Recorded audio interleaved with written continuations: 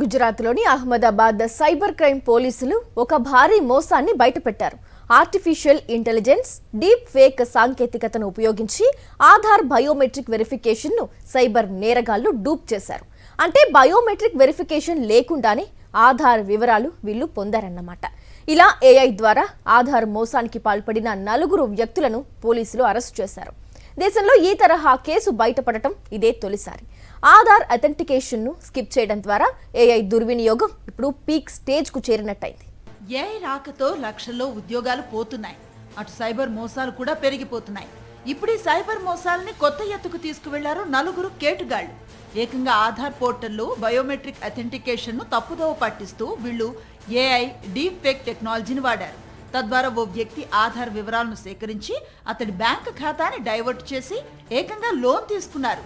గుజరాత్కు చెందిన ఈ సైబర్ ముఠా ప్రధానంగా డీప్ ఫేక్ వీడియోలు సృష్టించి ఆధార్ కార్డు హోల్డర్ల ముఖాన్ని డూప్ చేస్తున్నారు. అలా డీప్ ఫేక్ ఆధారంగా ఫేషియల్ రికగ్నిషన్ ప్రక్రియను పూర్తి చేస్తున్నారు. సాధారణంగా లోన్ అప్లికేషన్లు, సిమ్ కార్డు వెరిఫికేషన్ల కోసం ఆన్లైన్లో ఫేషియల్ రికగ్నిషన్ ప్రాసెస్ జరుగుతూ ఉంటుంది. ఆ సమయంలో కెమెరా ముందు అసలు వ్యక్తి లేకపోయినా ఈ ఏఐ వీడియోల ద్వారా వెరిఫికేషన్ పూర్తయ్యేలా ఈ ముఠా మాయ చేసింది. ఈ ముఠా ఆగడాలు ఇక్కడితో ఆగలేదు.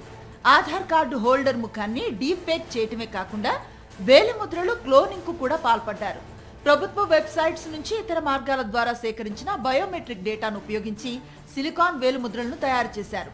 దీనివల్ల ఆధార్ ఆధారిత చెల్లింపుల వ్యవస్థ ద్వారా బ్యాంకు ఖాతాల నుంచి డబ్బు డ్రా చేయటం వీరికి సులువైంది. ఈ నకిలీ వెరిఫికేషన్ పద్ధతులను ఉపయోగించి నిందితులు వివిధ ఫిన్టెక్ యాప్ల ద్వారా లోన్లు తీసుకున్నారు. అహ్మదాబాద్ కు చెందిన ఓ వ్యాపారవేత్తకు కొన్ని రోజులుగా తన బ్యాంకు ఖాతాకు సంబంధించి ఓటీపీలు రావటం లేదు. దీంతో వెంటనే అతడు సైబర్ క్రైమ్ పోలీసులను ఆశ్రయించాడు. ఇలా ఇన్వెస్టిగేషన్ ప్రారంభించిన పోలీసులకు ఈ దిమ్మ తిరిగే వాస్తవాలు తెలిసొచ్చాయి. ఈ ఏఐ టెక్నాలజీ ద్వారా అమాయక ప్రజల ఆధార్, పాన్ కార్డు వివరాలు సేకరించి అసలు వ్యక్తుల ప్రమేయం లేకుండానే వారి పేరు మీద రుణాలు పొంది ఆ సొమ్మును కాజేస్తున్నారు.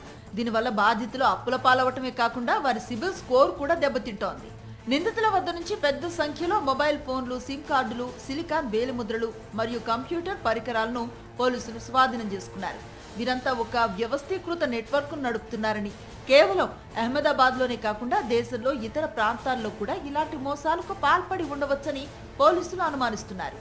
ఏఐ సాంకేతికత వల్ల ఎదురయ్యే భద్రతా సవాళ్లను మరోసారి ప్రపంచానికి చాటి చెప్పింది ఈ కేసు.